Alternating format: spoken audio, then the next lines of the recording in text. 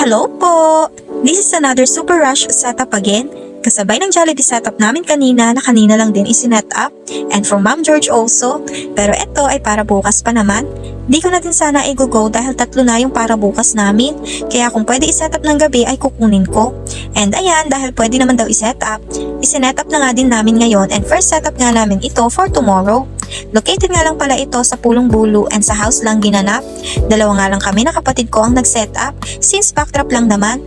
Tatlo kaming pumunta dito kasama si Papa Ney, pero dumaretso siya ng Buwados para mag-pull out naman doon.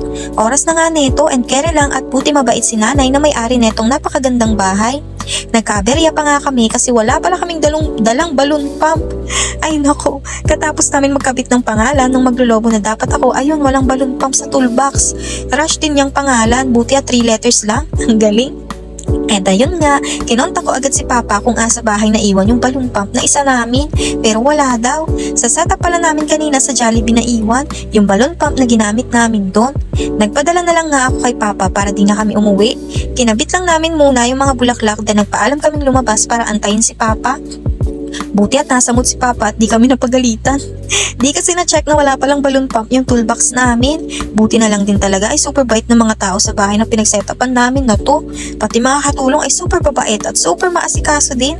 Thank you po pala kila nanay and kay tatay na tumulong sa amin magbuhat ng mga gamit at sa pagpapamerienda sa amin after namin mag-setup.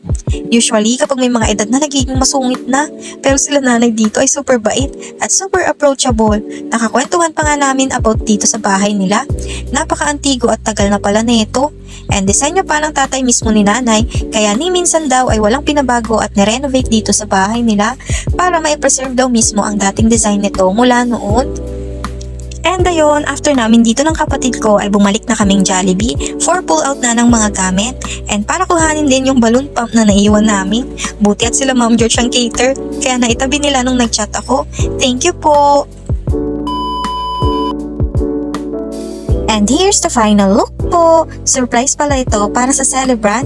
Kaya sakto lang din na gabi pa lang daw ay na-set up na. And ayun lang po, hanggang dito na lang. Thank you po and bye-bye!